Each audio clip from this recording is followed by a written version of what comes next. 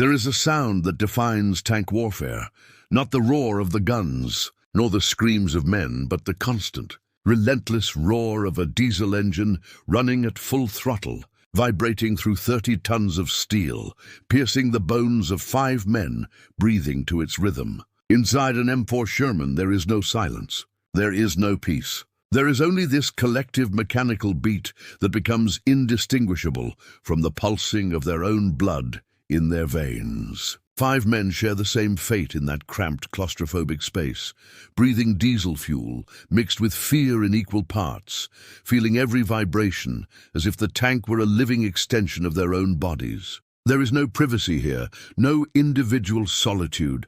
Every tremor of the hull resonates through them all, every grinding of gears is felt by all, every nearby explosion shakes them all simultaneously. They cease to be 5 separate individuals and become something else, something fused together by metal and terror, a single organism of flesh and steel, struggling to survive another day, another hour, another minute in this mechanical hell they call home. The Sherman bore many names, but none captured its paradoxical nature better than its German nickname, Ronson, like the lighters it ignited on the first try. A dark joke about the American tank's tendency to burst into flames when struck by a high-velocity projectile. For the American crew, this steel monster was simultaneously fortress and death trap, temporary sanctuary and potential collective coffin, mobile home and tomb in waiting. They painted women's names on its hull as if naming battleships: Eleanor, Sweet Lorraine, Hell on Wheels, turning anonymous metal into something personal, something that mattered. They pasted photographs of girlfriends and wives on the metallic interior, creating small altars of normalcy amidst the chaos. Visual reminders that there was a world beyond those steel walls, where love still flourished and life still had meaning. They prayed inside it before each mission, whispering quick prayers as they checked ammunition and systems, asking for protection from a God who seemed far removed from that European battlefield. And deep within their souls, in places they rarely dared examine during the day, but that haunted them at night, they knew the inescapable truth, that tank could become their coffin in a matter of seconds. And when it did, they would die not alone but together, burning in the same pyre of twisted metal and charred flesh. Stephen E. Ambrose spent decades of his life talking to veterans, listening to their stories with the patience and reverence such memories demanded, documenting not just the great battles,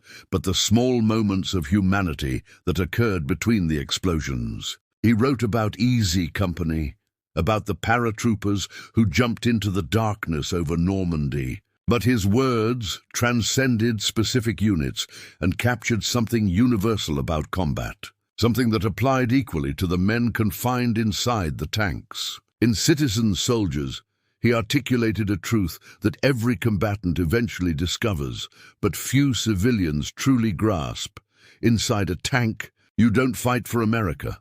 Not for the abstract democracy or the distant flag or the patriotic speeches that sound beautiful but empty under enemy fire. You fight for the 4 men at your side. Patriotism is too abstract, too distant, too conceptual when an 88mm round is tearing through the air toward you at speeds the eye can't follow. But keeping your brother alive? That's concrete. That's real. That's something you can die for without hesitation, because you see his face, hear his voice, know his story about the girl waiting for him at home and the father who never told him he loved him, but whom he knows he loves anyway. There is an invisible but profoundly real line between machine and humanity, a boundary that dissolves completely inside a battle tank, where soldiers transform cold, indifferent metal into an extension of their will, their fears, their most desperate hopes of seeing the next dawn. The Sherman was not just a transport vehicle or a weapons platform. It was something more intimate, more personal, more viscerally connected to the 5 lives that depended on it. The commander didn't just give orders through the intercom. He projected his courage or his fear through that precarious communication system, and his voice became the beacon guiding blind men through the chaos. The gunner didn't just aim and fire. He channeled all the collective rage, all the terror transformed into action, all the brutal determination to kill first, before being killed. Through that 75mm cannon that trembled and recoiled with every shot. The driver didn't just drive. He felt the terrain through 30 tons of metal, as if his own hands were the caterpillars grinding the European earth. As if his own eyes could see through the microscopic cracks that constituted his only window to the hell outside. They didn't operate the tank, they became the tank, fusing flesh with steel in a symbiosis born of absolute necessity. Because any disconnect, any moment of hesitation between thought and action, could mean the difference between returning home or burning alive, while his comrades screamed for help that would never arrive in time.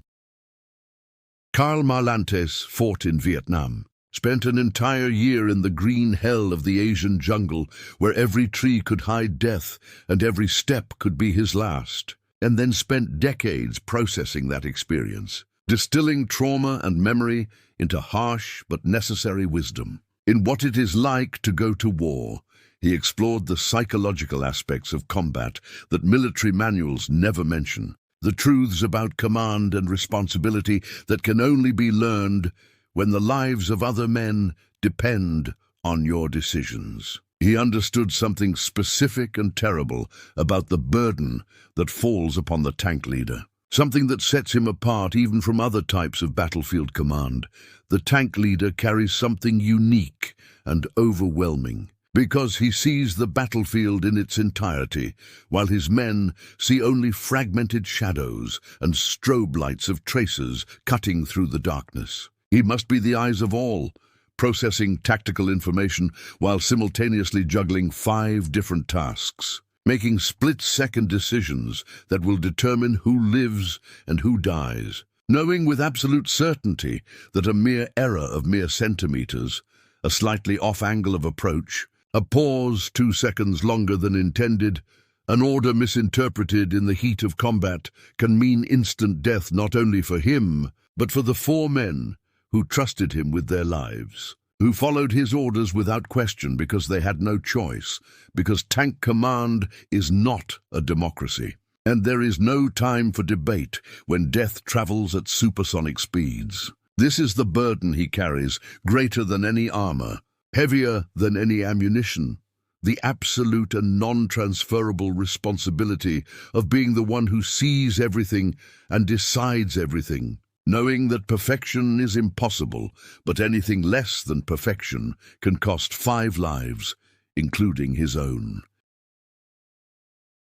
The first impact against the armor is a sound no training can adequately replicate. No simulation can reproduce with the fidelity necessary to truly prepare a man for that moment of absolute terror when metal meets metal at speeds that defy human comprehension. It's not an explosion in the conventional sense, not a roar that comes from outside and dissipates into the air.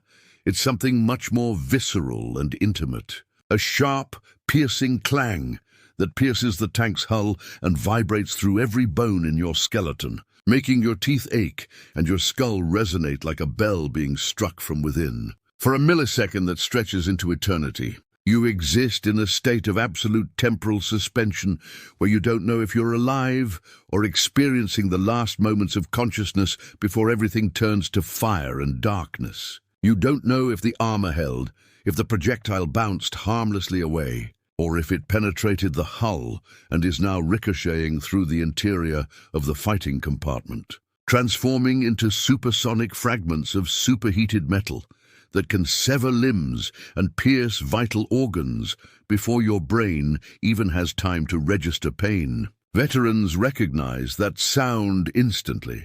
Their bodies react before their conscious minds process the information, delving into survival protocols engraved in muscle memory through dozens of previous combats. They know by the specific timbre of that impact, the tone of the reverberation, the quality of the echo vibrating through the metal, whether it was a clean ricochet or a partial penetration that compromised structural integrity without necessarily killing everyone immediately. The rookies, those boys in their first week of real combat, after months of training that now seems laughable in its inadequacy, simply freeze, their faces drain of all color in a matter of seconds, becoming white wax masks with eyes wide open and mouths open in silent screams. Some vomit immediately, the extreme stress overcoming any conscious control over basic bodily functions.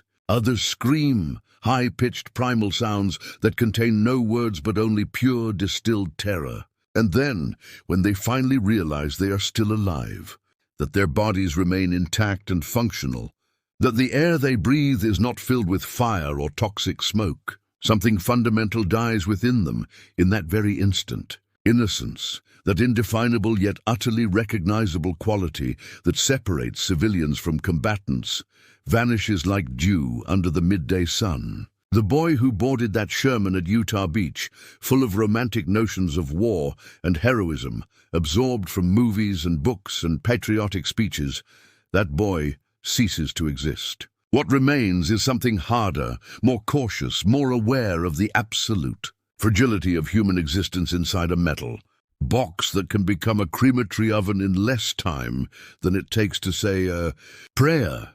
The claustrophobia of armored combat is an experience that transcends simple description, defying the ability of language to adequately convey what it means to be trapped inside a confined space, while other men actively try to kill you using high explosives and armor-piercing rounds. Imagine, for a moment, being locked inside a bank vault, the metal walls pressing in on all sides, the air gradually becoming denser and harder to breathe, the temperature rising inexorably as the heat finds nowhere to escape. Now imagine someone outside is trying to open that vault using an industrial blowtorch, and you can hear the metal creaking under the extreme heat. You can feel the temperature rising even further. You can see tiny drops of molten metal beginning to drip from the ceiling. And you're inside. There's nowhere to run because the space is too small for any meaningful movement. There's no escape because the only exits are hatches that, during active combat, become invitations to death. German snipers are specifically trained to watch enemy tanks and wait patiently for that moment when a head appears. And they rarely miss when they have a target as perfect as a human face framed by a circular metal opening. So you stay. Not because you want to, not because you're brave, but because the alternative is statistically even more fatal. You fight from the only place you can, from inside that metal can, transforming your fear into anger and your anger into action, feeding ammunition and adjusting sights and following orders, shouted through a barely functioning intercom system above the deafening roar of the engine and gunfire. The heat quickly becomes unbearable.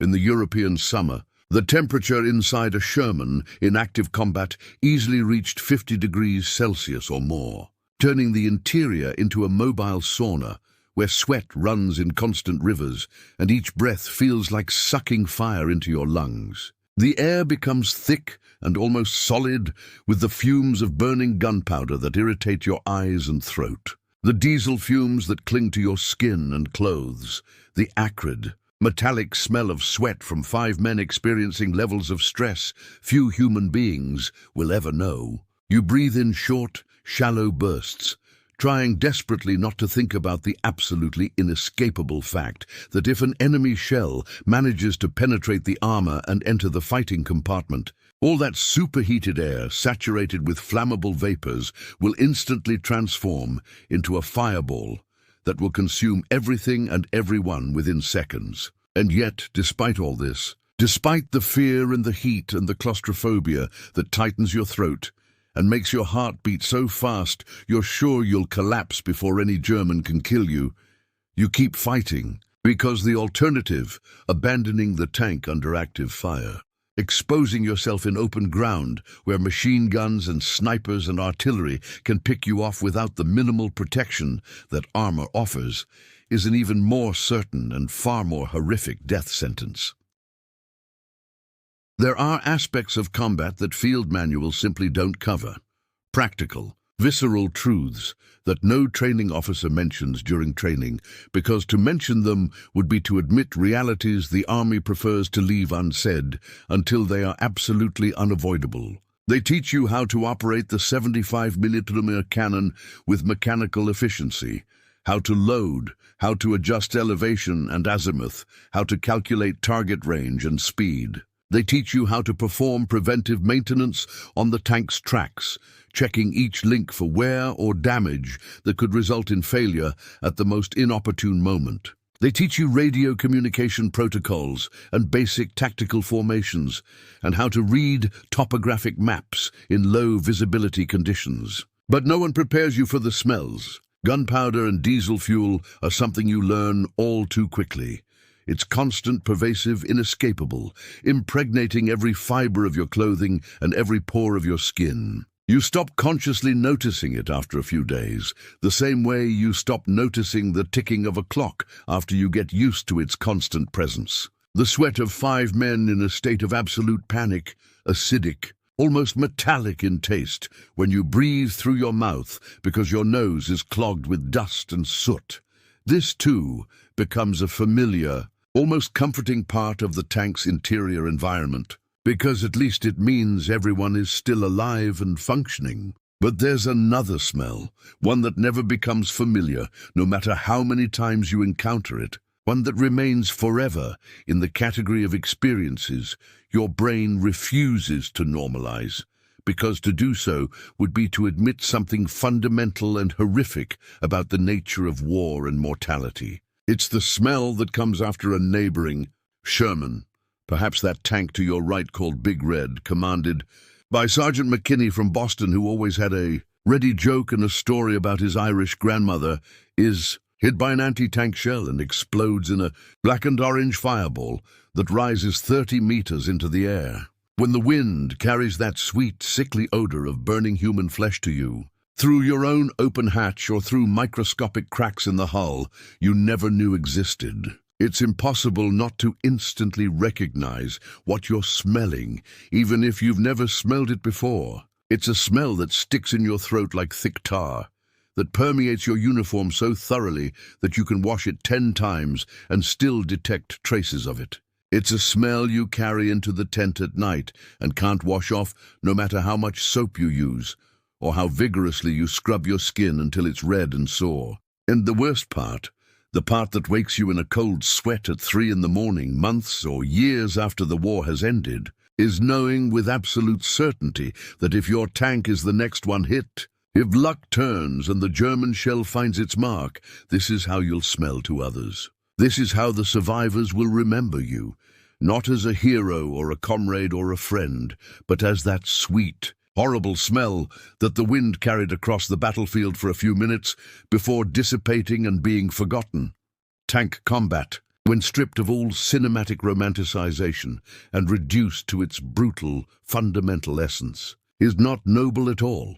It is applied geometry with immediately fatal consequences. It is basic trigonometry, where miscalculations are measured not in bad grades, but in lost human lives. There are no chivalrous duels here, no code of honor governing how men kill each other, no dramatic pauses where respectful adversaries stare each other down before firing. It is just cold mathematics and unforgiving physics. A Sherman positioned at a 30-degree angle to the approaching enemy's shell rather than directly. Facing it can mean the absolute difference between a ricochet that produces only a deafening roar and a temporary fright, and a full penetration that kills all 5 men aboard in less time than it takes to draw a breath. Commanders learn this visceral lesson not through textbooks or chalkboard diagrams, but through direct and horrific observation, seeing which tank in their column is hit first, noting that the Sherman that maintained a constant,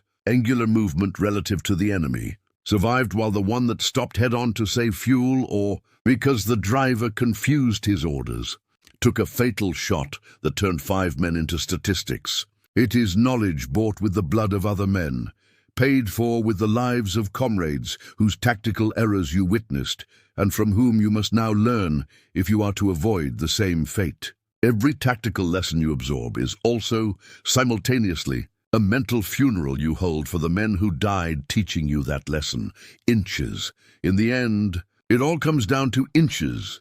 The precise angle of the hull relative to the trajectory of the enemy shell. The subtle slope of the terrain that can raise or lower your tank's silhouette and make it more or less visible to distant snipers. The precise position of the turret that can mean presenting the thickest frontal armor or accidentally exposing the most vulnerable side. Small adjustments that an experienced commander makes out of pure instinct. The result of dozens of previous combats where he's seen men die for not making that specific adjustment, where he himself nearly died and only survived by sheer luck or by making the right split-second choice. And what about the rookies, those commanders in their first or second week of real combat who are still learning how to read the battlefield and interpret danger signals? They either learn very quickly or not at all. Because there's no gradual learning curve in tank combat, you either absorb the lessons instantly and apply them without hesitation, or you die and become a lesson for the next rookie who takes over. You're in standard formation, 3 Shermans, advancing in a line with tactically appropriate spacing of 50 meters between each vehicle. A formation that allows for mutual cover while minimizing the risk of a single artillery shell, destroying multiple tanks simultaneously. The tank to your right is Big Red, commanded by Sergeant Thomas McKinney of Boston, a second-generation Irishman who always had an inappropriate joke ready no matter how tense the situation, whose stories about his grandmother emigrating during the potato famine could make even the most grumpy veteran smile for a moment. You played cards with those men last night. 5-card poker by the dim light of a flashlight, betting cigarettes because no one had any real money worth betting anyway. You shared your last lucky strikes with McKinney's loader, a quiet Nebraska boy named Johnny something, who spoke with a drawl and always began his sentences with, "Well, you know." You swapped stories about home, about girls waiting in towns with names that sound strange when spoken aloud on European soil. Places like Tuscaloosa and Kalamazoo and Poughkeepsie that seem like they belong to another world, to another life you lived long ago, but that was actually only 6 months ago. And now, in an instant so fast your brain barely has time to register what's happening, the Big Red takes a direct hit from an 88mm anti-tank gun, fired from a camouflage position neither of you had detected. There's no cinematic explosion Hollywood movies have conditioned you to expect. No orange fireball expanding in slow motion while dramatic music plays in the background. There's just a sudden, blinding white flash on the side of the tank, a pinpoint of light so bright it burns your retinas even through reflexively closed eyelids. A second of absolute silence that seems to stretch forever, where even the roar of your own engine seems distant and unreal. And then the Big Red turret simply explodes vertically upward, launched into the air by a column of black and orange fire, fueled by the instantaneous ignition of all the ammunition stored in the magazine, rising 10 feet before crashing back onto the now empty hull with an impact you could feel through the ground. You knew those men. Not intimately, perhaps. War doesn't allow enough time for deep friendships when turnover is so high. But you knew them. McKinney and his jokes. Johnny from Nebraska and his accent. The driver whose name you never quite learned, but who had that particular way of smiling crookedly when someone told a funny story. And now they simply don't exist anymore. They're not dead in the sense of having bodies that can be buried with dignity and headstones that can be visited. They've been vaporized, transformed into ash and smoke and fragments so small it's impossible to tell what was human and what was just melted metal debris. The order comes over the radio almost immediately, the platoon commander's voice tense but controlled, trained to show no emotion, even when men under his command have just died horribly and violently before his eyes. All units advance. Keep moving. Do not stop. And you advance. Not because you're brave, or because you want to, or because you believe it's the right decision. You advance because stopping means being the next target. Because hesitation is read by enemy snipers as an opportunity. Because that's what soldiers do. Obey orders, even when every instinct of self-preservation screams at you to turn and run as fast as the tank's tracks can carry you. You bury your dead later, if there's anything to bury, if there's time, if the advance pauses long enough to allow for rituals like funerals. During battle, you just keep going. Keep fighting, keep breathing, keep hoping that when this impossible day finally ends, you'll still be alive enough to remember their names, to carry their memories like a burden that will never be completely shed. The West Wall, Siegfried Line to the Allies, was not simply a defensive line that could be bypassed with clever maneuvers or overcome with brute force. It was the last barrier between the Allied armies and the heart of the Reich, built over years with the growing paranoia of a regime that knew revenge would eventually come. More than 18,000 individual structures stretched across the German border, massive reinforced concrete bunkers with walls 3 meters thick, pillboxes positioned to cover impossible angles. Minefields so extensive they required their own maps. And those iconic dragon's teeth designed specifically to rip the tracks of any tank attempting to pass. Each bunker had been positioned with obsessive mathematical precision, creating overlapping fields of fire where each position covered the vulnerabilities of its neighbors in an interlocking system of assured death. It wasn't just a defense out of tactical necessity. It was a statement of intent, a monument to total war, a physical manifestation of the Nazi determination to make every meter of German soil so costly in Allied blood that perhaps the invaders would decide the price was too high. And for the men in the Shermans, every kilometer of advance toward that line meant consciously advancing into a nightmare of concrete and steel built specifically to kill them. There's a psychological war that happens before the first bullet is fired, waged entirely in the soldier's mind during those silent hours before dawn when he knows he'll soon receive the order to advance. When you first look at the Siegfried Line, that seemingly endless wall of grey concrete, the bunkers like malignant tumors growing from the earth, the open fields ahead where nothing can hide, something primal in you hesitates. You know exactly what's waiting there. MG-42 machine guns firing 1,200 rounds per minute in a continuous roar, capable of cutting a man in half. 88mm cannons that can pierce your Sherman from over a mile away. Mortars preset for every meter of the approach field. And worse than the weapons is the simple fact that the defenders have every advantage, protected by meters of concrete while you have only inches of steel. Rested while you are exhausted, well supplied while you operate, at the end of a supply chain that stretches hundreds of miles. The line doesn't need to be invincible to fulfill its purpose. It just needs to make you believe it is, to plant that seed of doubt that asks if you can actually survive crossing that open field under concentrated fire. And when you hesitate, when the entire column slows because everyone knows what's about to happen, that's when the fortification fulfills its purpose before a single shot is fired. The Sherman M4 had been designed for fast-moving warfare across varied terrain. Perfect.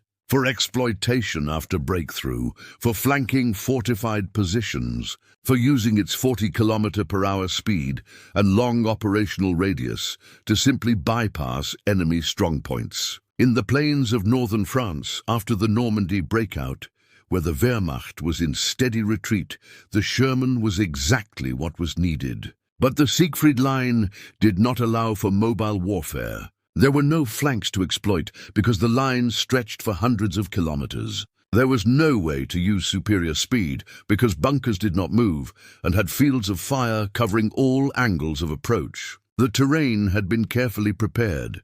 Trees felled, elevations leveled, obstacles positioned to funnel attackers into kill zones. It was a designed slaughterhouse, and the Sherman was being forced into it head-on, negating all its advantages and exposing all its weaknesses. Each advancing Sherman became a near-stationary target for anti-tank artillery waiting in fortified positions. Engineers worked under fire to demolish obstacles, but in the end, someone had to go first. Some Sherman had to cross that open field under direct fire, knowing the odds were terribly against it. And they did repeatedly, because in the absence of a better alternative, brute force and unwavering determination were the only options left. The Germans were masters of field-of-fire geometry, an architecture of death applied with surgical precision. Each bunker covered not only the terrain in front of it, but also the flanks and blind spots of adjacent bunkers. You couldn't attack a position in isolation, because the moment you maneuvered to outflank it, you exposed yourself to at least two other bunkers positioned to cover that exact maneuver. Overlapping fields of fire, a technical term that didn't capture the practical horror that there was no safe approach. No route of advance that wasn't under observation, and direct fire from multiple positions simultaneously. Every square meter was targeted by at least two, often three different bunkers. The Shermans tried to use smoke screens to obscure vision, coordinated artillery bombardments to suppress defenders. But smoke dissipates when the wind blows. Artillery eventually runs out, and the bunkers remained, because concrete doesn't bleed, doesn't retreat, doesn't break morale, and the men inside that concrete, protected by walls thicker than any tank armor, knew their best chance of survival was to kill you before you could get close enough to kill them. This is the tank. Commander's private hell facing the Siegfried Line. Stopping turns your tank into a stationary target, predictable, easy to target, essentially defenseless. Stationary tanks die quickly. Advancing can take you straight into the kill zone, where three bunkers can engage you simultaneously, and there's nowhere to hide. Retreating destroys morale and wastes ground gained in bloodshed. There is no right choice, no decision that guarantees survival. There are only choices, each carrying a substantial possibility of death.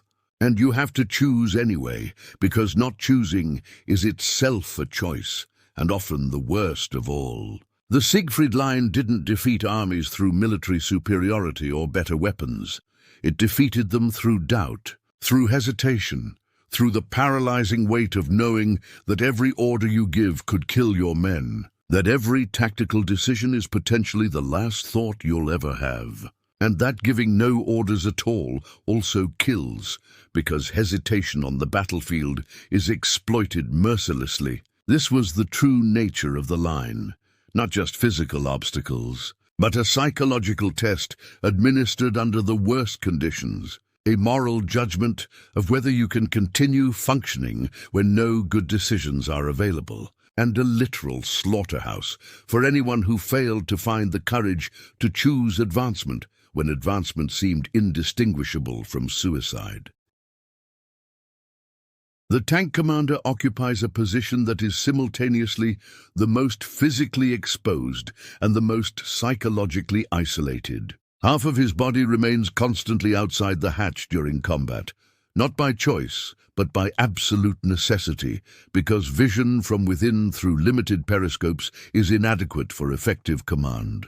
But this necessity also makes him the most vulnerable member, the first to die if a German sniper decides to target the silhouette above the turret. Experienced snipers know that killing the commander often neutralizes the entire tank more effectively than penetrating armor.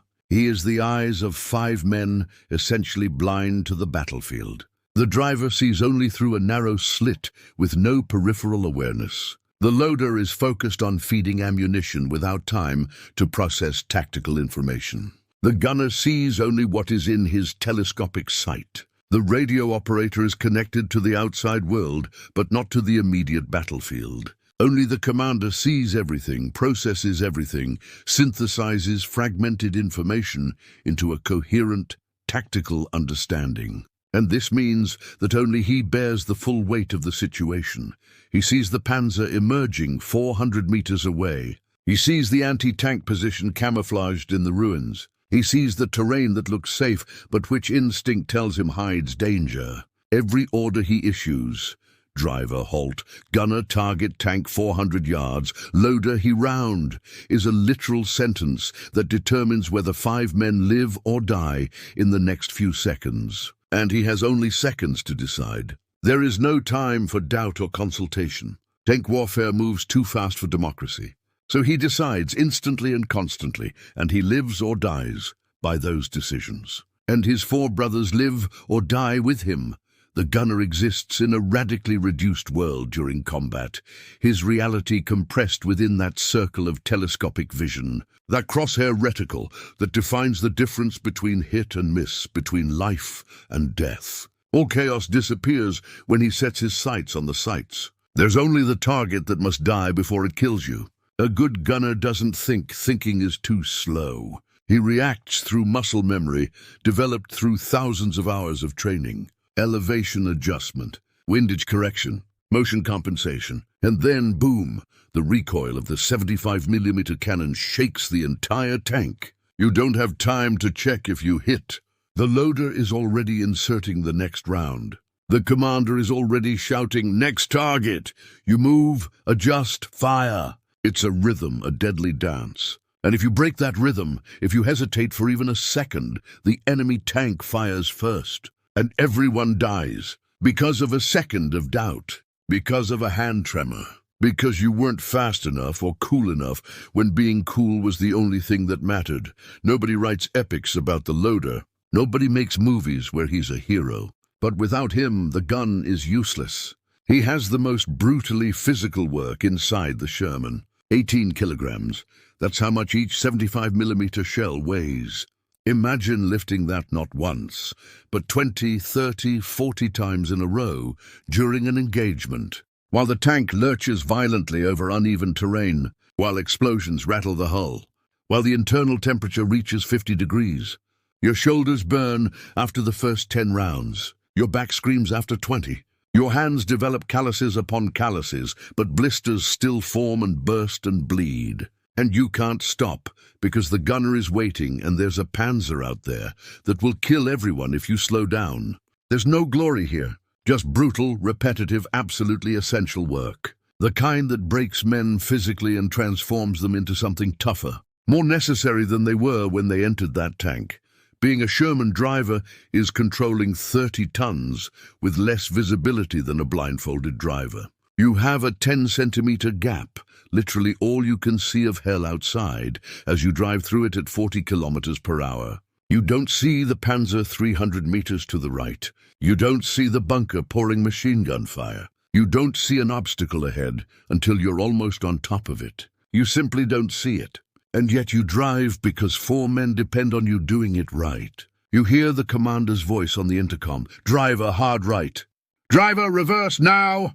And you obey instantly without question, because questioning takes time, and you lack the information to make independent decisions. It's trust that transcends faith, a complete surrender of your survival into the hands of a man you can barely see, who is trying not to be killed while driving you. And you do exactly as he says. You drive through minefields you can't see, through craters that appear out of nowhere, through artillery fire you sense but can't anticipate. You drive in the dark, trusting in voices and luck, and you pray that the commander knows what he's doing, that your trust will be justified for another day.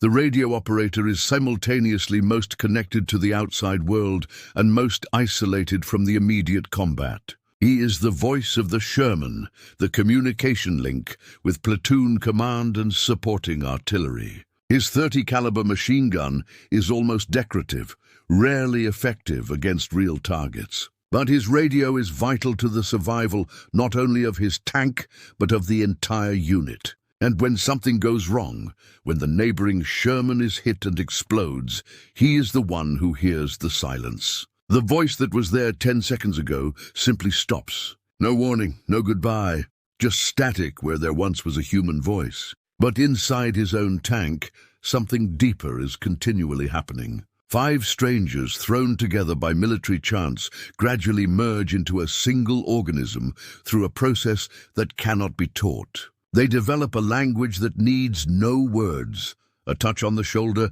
that communicates multiple meanings depending on context. A half-word shout instantly understood. A gesture that replaces verbal instructions, because when you share such confined space for months, when you live and fight and nearly die together repeatedly, you begin to read intention in ways that seem impossible. The loader knows exactly when the gunner will fire, readying the next round before the order is given. The driver senses when the commander will order a halt, muscles already bracing before the order is spoken. They move in synchrony that seems choreographed but is purely instinctive. 5 souls fused by fire into a single will, with only one goal: to survive the day, to protect each other, to kill first before being killed. This is what turns cold metal into home. This is what makes men fight not for their distant homeland, but for the brother a meter away who will die if you fail. This is the symphony of 5 souls, and it plays until the last shot is fired or until permanent silence replaces combat music. The mathematics of death in tank combat was simple and brutal. A German Tiger, 57 tons with an 88mm gun and 100mm frontal armor, could destroy a Sherman at over 1,500 meters, often with a single shot that penetrated American armor like cardboard. A Sherman, with its 75mm gun and only 51mm frontal armor, had to get dangerously close, less than 500 meters, to have any chance of penetrating the Tiger's armor. And even at that suicidal distance, it had to hit the flanks or rear, because frontal shots ricocheted harmlessly. This created an inevitable tactical equation that American commanders hated but had to accept: 5 Shermans against 1 Tiger. Not because 5 guaranteed an easy victory, but because 5 was the minimum to ensure that at least one would survive long enough to flank and land the kill shot, while the other 4 served as tactical sacrifices, drawing devastating fire. It was standard tactics, mathematically sound, from the perspective of commanders looking at maps, and absolutely terrifying if you were one of the 5, because you knew, everyone knew, that 4 of you wouldn't make it back. 20 men would die for 5 to survive. The question wasn't if someone would die, but who. And yet, when the order came, they advanced, all 5 of them, knowing the odds, doing it anyway, because it was what had to be done. The Germans built masterpieces of engineering. Each Tiger, each Panther, represented the pinnacle of tank design in protection and firepower. Thicker armor than anything Allied, superior guns in every aspect, optics that allowed target acquisition at ranges where Americans were still trying to determine whether that silhouette was tank or shadow. In individual combat, tank against tank, there was no contest. The Sherman lost consistently and catastrophically. But America didn't fight individual duels. America sent in packs. Where Germany fielded 1 Tiger after months of painstaking production using scarce resources, the United States sent 10 Shermans produced in weeks by factories operating around the clock. The strategy was simple if horrific in cost: overwhelm through sheer numbers, attack from multiple directions, so the Tiger had to choose which target to engage while others flanked it. Use the Sherman's superior speed to reach vulnerable flanks. It was a tactic that cost lavishly, filled hospitals with burned men, and created constant casualty lists. But it worked because even if each Tiger destroyed 5 or 10 Shermans, Germany couldn't build Tigers fast enough. 1,347 Tigers versus 50,000 Shermans produced during the war. Quantity has its own quality, and when that quantity was coupled with crews willing to die to land that flanking shot, even the mightiest Tiger eventually fell. There is a sound every tank veteran knows, and that haunts dreams decades later, the sound of a successful penetration. It's not the initial explosion of impact, it's not the clang that shakes the tank. It's the sound that comes afterward if the armor fails, higher pitched, more final. It's high-velocity metal ripping through steel and into the compartment where 5 men are inches from each other. And it's followed by one of 2 things, both terrifying. If there's a fire, and fire was likely because the Sherman stored highly flammable gasoline, you have literal seconds to react. Seconds to scream, "Bail out!" and fight your way to the hatch as the heat builds with impossible speed. The Sherman burned fast. The nickname Ronson was a factual observation. When fuel ignited, the entire tank became an oven in less than 10 seconds. Men who managed to get out suffered severe burns that would scar them forever. Men who didn't die in ways best left undescribed. But there's something possibly worse: silence. Because sudden silence means a shell or fragments killed the crew so instantly that no one had time to scream. Shrapnel ricocheting through the interior at speeds that make bullets seem slow. Or a catastrophic explosion from ammunition. Death so rapid that the nervous system doesn't have time to transmit pain. And this, disturbingly, represents mercy compared to burning alive. This was the constant fear, not just if you would die, but how. True courage has nothing to do with the absence of fear. Any idiot can be brave when he doesn't understand danger. Real courage is knowing exactly how screwed you are and still choosing to advance. Every Sherman crew knew the statistics because they were openly discussed among men with no patience for propaganda. They knew they operated objectively inferior tanks. They knew the Tiger could destroy them at ranges where they couldn't retaliate. They knew their chances of survival diminished with each engagement. They knew all this with a clarity that brooked no self-deception. And yet when the order came, advance and engage, they advanced. Not out of naivete because that had been burned long ago. Not because they believed in invincibility, because they had seen friendly tanks explode. But because refusing meant abandoning comrades in the Shermans alongside. Because someone had to do it, and if not them, it would be someone else who deserved that fate no more than they. This is courage in its purest form. Not heroic charges set to epic music, but the silent act of putting your hand on the lever even when it's trembling, of listening to the commander give orders even when your voice is strained with fear, and of moving the tank forward when every instinct screams for a halt. In the larger military context, the destruction of a Tiger was merely a statistic in reports. Another enemy tank removed from the order of battle. An officer marked it on the map and moved on because war waits for no celebration. But for the Sherman crew that landed that fatal hit, that maneuvered to flank while comrades drew deadly fire, that waited until effective range, despite every second increasing the chance of being detected, that finally aligned their sights and fired and saw a shell penetrate that armor. That destruction was absolutely everything. It was literally the difference between seeing the sunset that day or dying at 1:43 on an ordinary Tuesday in a muddy field no one would ever hear about. It was the difference between writing a letter home that night or having their name on a condolence telegram. Every day that ended with 5 men alive was genuinely a miracle, something statistically improbable that happened despite the odds against them. Every combat they not only survived but won was cause for silent celebration. Maybe a warm beer shared wordlessly. Maybe a lingering handshake between commander and gunner. Maybe just a shared look that said it all. We got through this, together, again. These small victories accumulated not in medals or headlines but in something deeper. In confidence, not arrogant but grounded.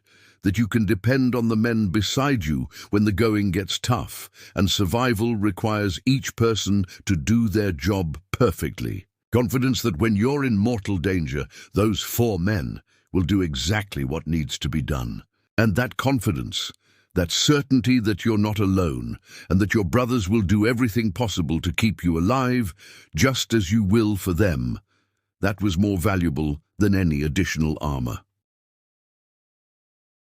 War doesn't allow time for proper mourning, doesn't offer respectful pauses to process the loss of comrades. There are no elaborate ceremonies for each fallen soldier.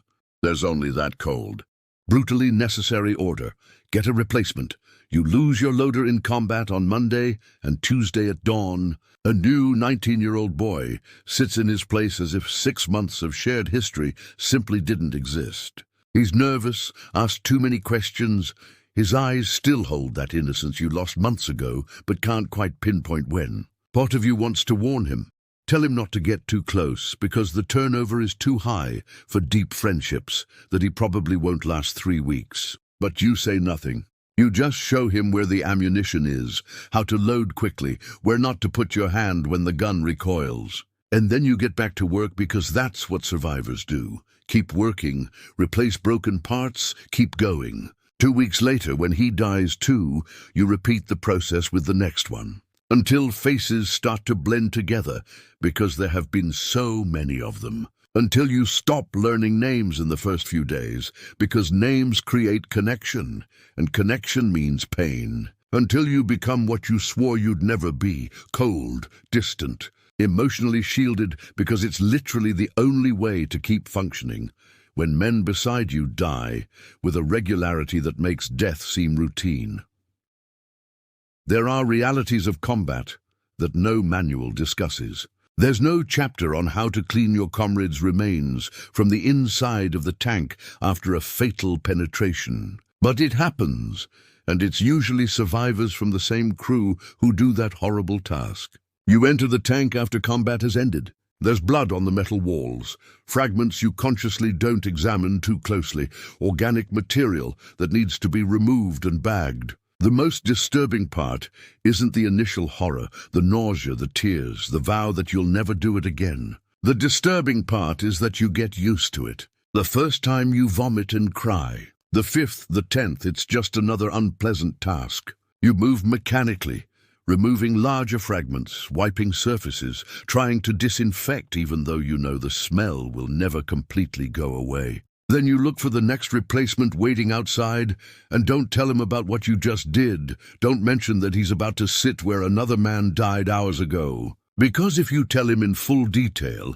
he probably won't be able to get in, and you need him to. So you lie by omission, and try not to think about the morality of it. Survivor's guilt in a tank is amplified in unique and torturous ways. You weren't separated by hundreds of meters from the man who died.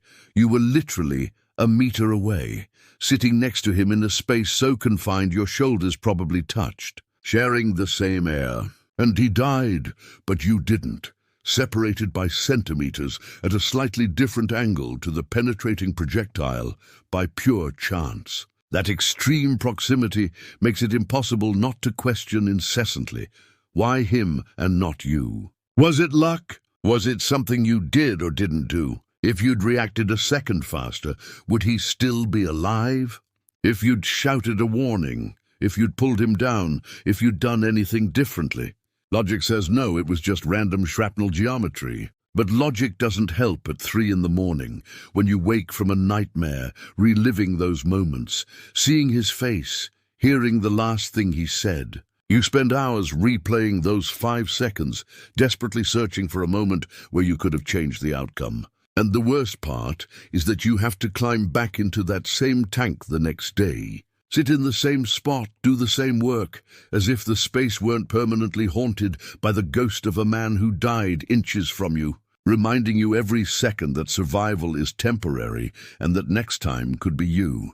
Every tank that survives multiple combats accumulates ghosts, not just memories but physical objects. A photograph of a smiling girl, stained with blood. A half-written letter never finished.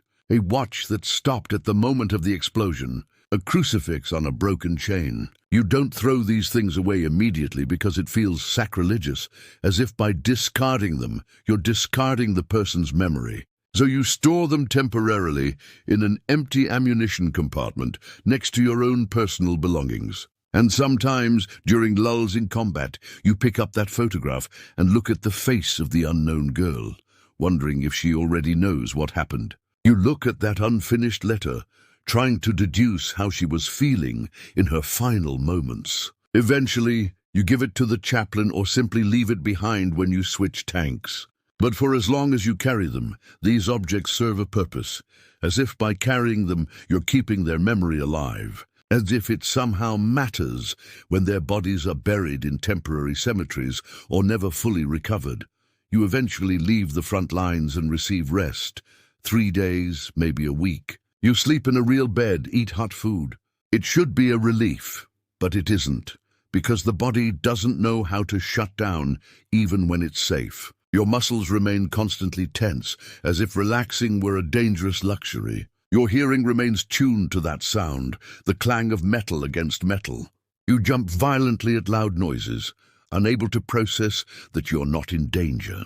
You can't relax in enclosed spaces because they trigger claustrophobic memories of the tank. And sleep becomes its own battlefield.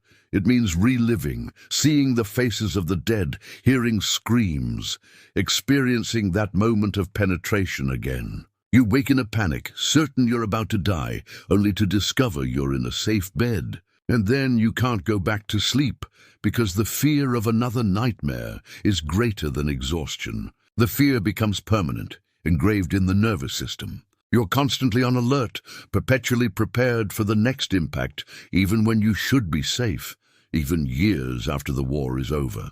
But there's one thing that makes it all bearable. The others who were there with you, who saw what you saw, who bear the same invisible scars. With them, you don't need to explain because you already know. You don't need to pretend to be okay. A look is enough. A silent acknowledgement that communicates, I know, I was there, I understand. This brotherhood forged in fire, sealed with blood and mutual survival, is deeper than any civil friendship. It's a bond that endures decades after the events that created it. It's the only thing that makes the pain worth it, because if you had to go through that hell, at least you didn't go through it alone. And when you meet these men decades later at reunions or funerals, you don't need words. You just look at each other through weathered faces that barely resemble the young they once were, and you understand perfectly. And for a fleeting moment you are young again, scared again, alive again, together again, not in a tank, but in a shared memory that will never fade.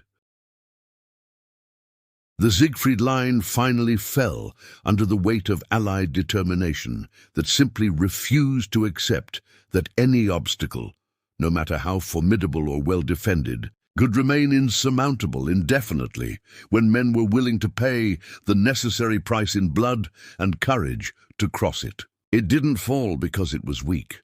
Those reinforced concrete fortifications were exactly as impressive as their German designers intended them to be, capable of withstanding massive bombardments and inflicting horrific casualties on any attacking force. It fell because men like those in Shermans collectively decided it would fall, because they made that choice every day as they woke up and climbed into their tanks, knowing full well what lay ahead.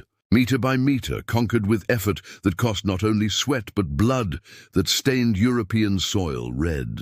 Tank by tank, lost to German anti-tank guns that never missed when given clear targets and adequate time to aim. Life after life was sacrificed so that a seemingly impenetrable line could finally be broken, and the war could continue toward its inevitable but still distant conclusion. Military history records this in its books with the neutrality characteristic of historians who weren't there. Allied victory after heavy resistance, reducing weeks of brutal combat to a single phrase that doesn't capture even a fragment of the reality of what that victory truly cost. Tactical maps show neat, organized arrows traversing fortifications as if movement were simple and linear, as if there were nothing between point A and point B except distance to be covered. History book students will read decades later summarize entire battles in paragraphs that mention casualty figures, but fail to convey what those numbers truly mean when translated from abstract statistics into individual human lives lost. But each of those meters represented by the arrows on the maps cost something that cannot be adequately quantified or recorded in official documents. It cost the 22-year-old Tennessee artilleryman who never saw his first son born 3 months later because he was dead and buried in a temporary military cemetery in France when the telegram arrived informing his wife of the birth. It cost the Detroit driver who dreamed of opening a mechanic's shop when he returned home, who had detailed plans drawn in a notebook found among his personal belongings and sent to his family, who would never see those plans come to fruition. It cost the Boston commander who had solemnly promised his mother he would return, who wrote weekly letters assuring her he was being careful and had good men at his side, whose last letter arrived 2 weeks after the official telegram, informing him he had been killed in action. Stories that were abruptly cut short in the middle of chapters that would never be completed. Futures that were erased before they could manifest, careers that would never happen, families that would never be formed, contributions to society that would never be made because men who would have done these things died in the muddy fields of Europe before they had a chance to fulfill their potential.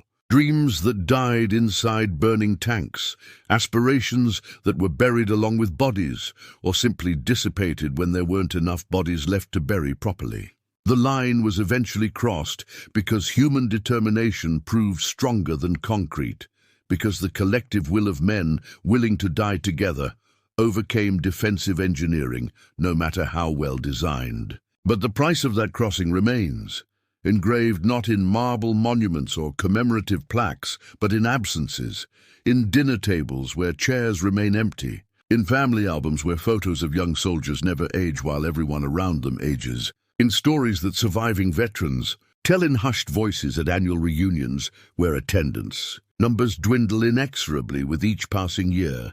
Stephen E. Ambrose devoted decades of his academic life and later his career as a popular historian not only to documenting military events with factual accuracy, but also to capturing something more elusive and infinitely more important: the human experience behind those events, the real motivations that made ordinary men do extraordinary things under circumstances that would test the extreme limits of human courage. He conducted hundreds of interviews with World War II veterans, sitting patiently while elderly men recalled experiences from their youth, often crying as they talked about things they hadn't discussed with anyone, including their own families, in the decades since the war ended. And through those long and often painful conversations, he discovered a consistent pattern that challenged simplistic narratives about patriotism and heroism that society prefers to tell about war.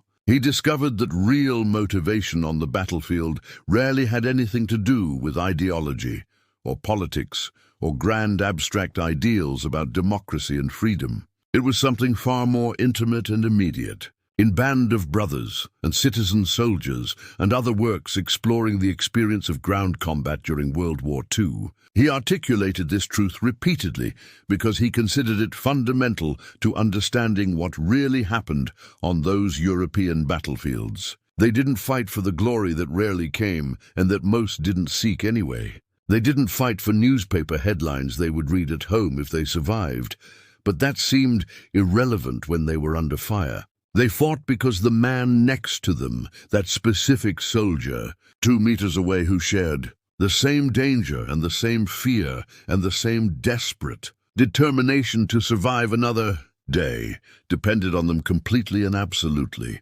And this mutual dependence created an obligation that transcended any other moral or ideological imperative. Patriotism was enough to bring them to Europe, enough to put them in uniforms and board ships across the Atlantic, but it wasn't enough to keep them going when 88mm shells were tearing through the air around them. Keeping a brother alive, that was concrete in ways abstract concepts never could be. That was motivation that worked when all else failed. War at its core doesn't create heroes out of thin air, as if heroism were a quality that can be manufactured or taught through proper training.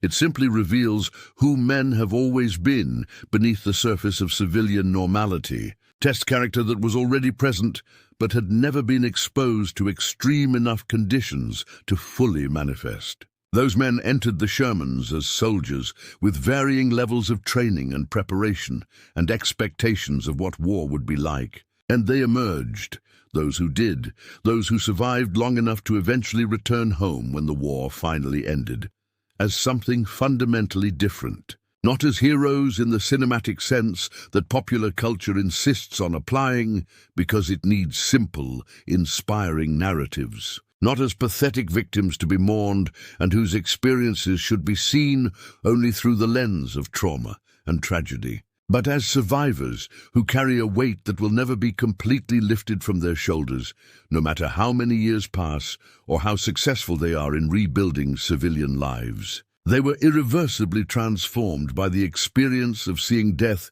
so intimately and so frequently, by having to make decisions where error meant not just abstract failure, but the death of people they knew and cared about.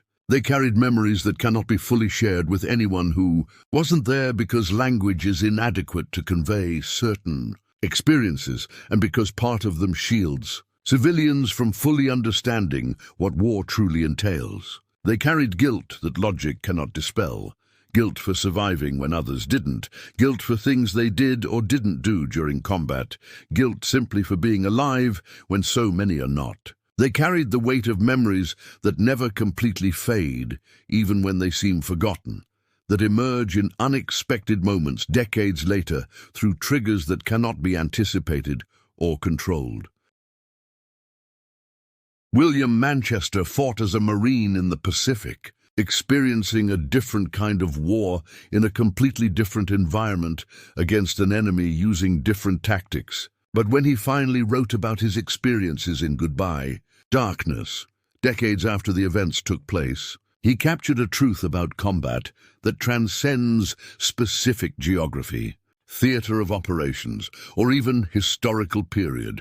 He wrote about a fundamental paradox that defines the combat veteran experience, and that confounds civilians who have never experienced that contradiction.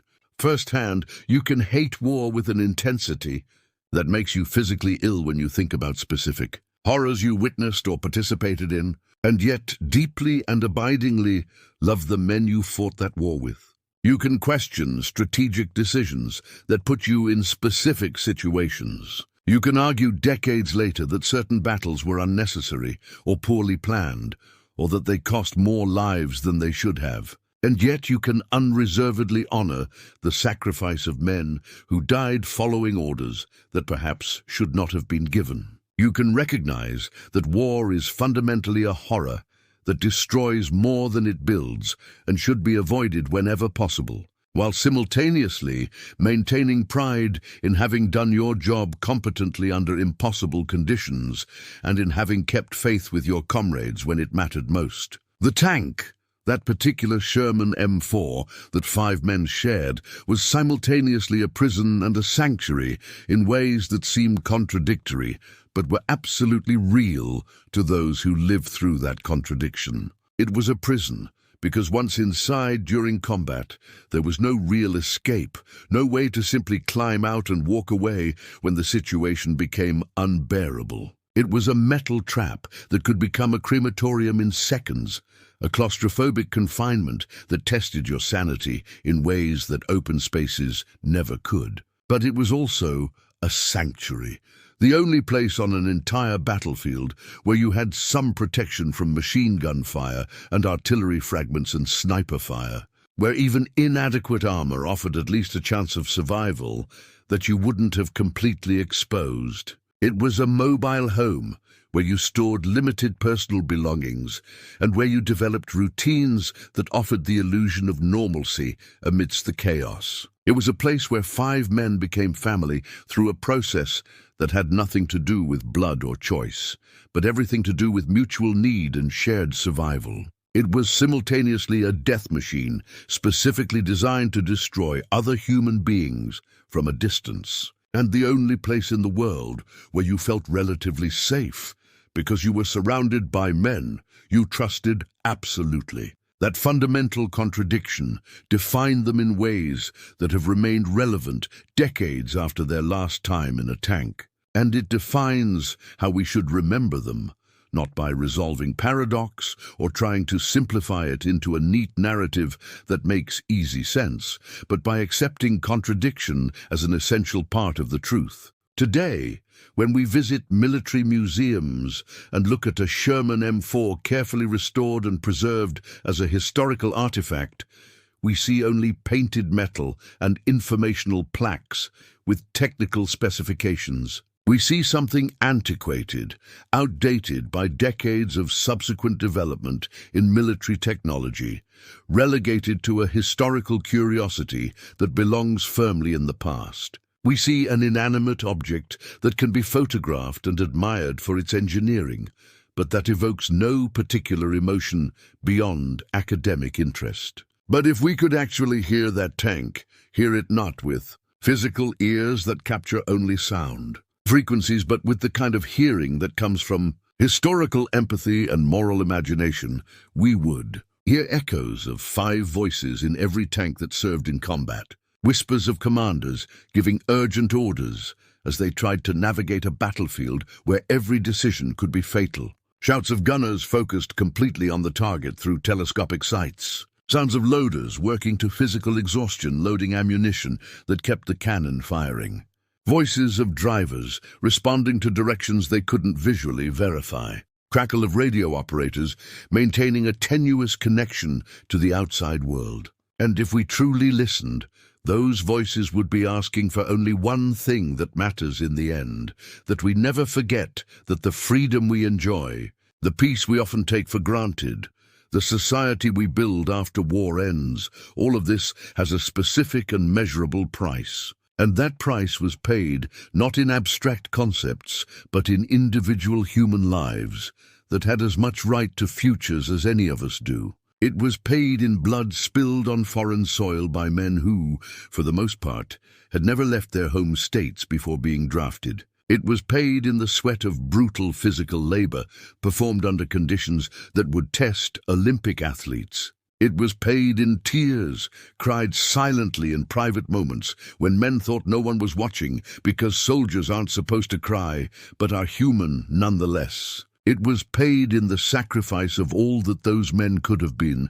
had they been allowed to live their full lives instead of having those lives cut short in their youth. At the end of every tactical analysis, every historical context, and every discussion of equipment specifications and strategic decisions, a fundamental, irreducible truth emerges with absolute clarity. It was never really about the tank itself. The Sherman M4 was a tool, a piece of military equipment with specific characteristics and documented limitations, a machine that could be produced and replaced and eventually relegated to obsolescence. It wasn't about armor thickness measured in millimeters or gun caliber or top speed on flat ground.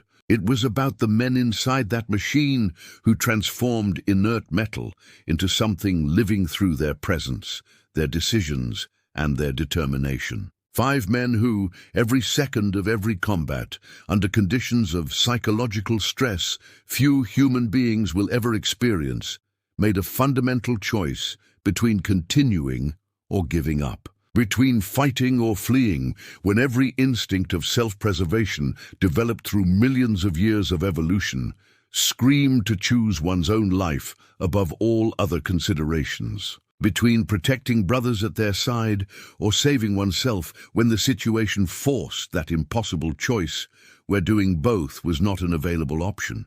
And repeatedly, with a consistency that defies purely selfish rational explanation, they chose to stay when they would have been justified in going. They chose to fight when retreat would have been understandable given how overwhelmed they were. They chose to continue putting lives at risk when they had already done more than enough and no reasonable person would blame them for saying they had reached their limit. This is courage in its purest essence, distilled to its fundamental components, not the absence of fear because they were constantly afraid. And anyone who denies this is either lying or has never actually been in combat. But the choice to act despite that fear, to press forward when fear tells them to stop, to keep functioning when terror would paralyze them. It is a decision made not once in a dramatic cinematic moment, but 100 times a day, 1,000 times during a campaign, a constantly repeated choice to continue